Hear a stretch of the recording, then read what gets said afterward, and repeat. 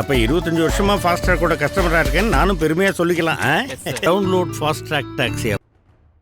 உற்பத்தியை அதிகரிப்பது, குறைந்த விலையில் அதை சந்தைப்படுத்துவது என்கிற சீனாவின் முயற்சி அமெரிக்க பொருளாதாரத்திற்கு கடுமையான சவாலாக இருப்பதாக நிபுணர்கள் எச்சரித்துள்ளனர். என்னதான் ட்ரம்ப் 125% வரியை விதித்தாலும் கூட சீன பொருட்கள் அமெரிக்காவில் விற்காமல் இருக்கப் போவதில்லை. வரியை விதிப்பதற்கு பதிலாக உற்பத்தியில் அமெரிக்கா கவனம் செலுத்தினால் மட்டுமே இந்த பிரச்சனைக்கு தீர்வு காண முடியும் என நிபுணர்கள் கூறியுள்ளனர். சீன பொருட்களின் விலை குறைவாக கிடைப்பதற்கு நிறைய காரணங்கள் இருக்கின்றன. முதல் காரணம் உற்பத்தியை எளிமைப்படுத்தியது. ஒரு பொருளை உற்பத்தி செய்ய தேவையான உபகரணங்களை போதிய அளவு இருப்பு வைத்திருப்பது, நவீன டெக்னாலஜியை உற்பத்தியில் 100% அளவுக்கு முழுமையாக பயன்படுத்துவது, திறன் வாய்ந்த தொழிலாளர்களை கொண்டிருப்பது ஆகியவை உற்பத்தியை எளிதாகவும் மலிவானதாகவும் மாற்றியிருக்கிறது. இது தவிர சீன அரசு தனிப்பட்ட முறையில் உற்பத்திக்கு ஆதரவு அளிக்கிறது. அதாவது கடந்த 4 ஆண்டுகளில் உற்பத்தி துறையை நவீனப்படுத்தவும் மேம்படுத்தவும் ரூபாய் 166 லட்சம் கோடி அளவுக்கு சீனா வழங்கியிருக்கிறது.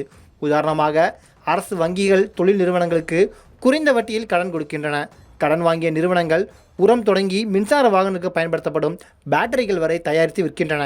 இது பற்றி விவரிக்கும் நிபுணர்கள், சீனா செய்வது தொழில்துறை சுனாமி, அவர்களால் முடியாதது எதுவும் இல்லை என்று கூறியுள்ளனர். சீனாவின் இந்த முயற்சி காரணமாக அமெரிக்கா 440 பில்லியன் அமெரிக்க டாலர் மதிப்பிலான பொருட்களை சீனாவில் இருந்து இறக்குமதி செய்திருக்கிறது. ஆனால் அமெரிக்கா இந்த அளவுக்கு பொருட்களை ஏற்றுமதி செய்யவில்லை. இதனால் இரு நாடுகளுக்கும் இடையேயும் வர்த்தக பற்றாக்குறை ஏற்பட்டிருக்கிறது. ட்ரம்ப் ஆடிப்போவதற்கு காரணமே இந்த வர்த்தக பற்றாக்குறை தான். இதனை ஈடு செய்ய முடியாமல் தற்போது வரியை அறிவித்திருக்கிறார். இந்த வரி அமெரிக்க உற்பத்தியாளர்களை பாதிக்கும் என்று அவர் நம்புகிறார். ஆனால் உண்மை என்னவெனில், உள்நாட்டில் உற்பத்தியை அதிகரிக்க முயற்சிக்காமல் வெறுமன வரியை மட்டும் வைத்துக்கொண்டு எதையும் செய்ய முடியாது என்று நிபுணர்கள் எச்சரித்துள்ளனர். அமெரிக்காவின் வரிக்கு எதிராக சீனாவும் உறுதியான சில நடவடிக்கைகளை எடுத்திருக்கிறது.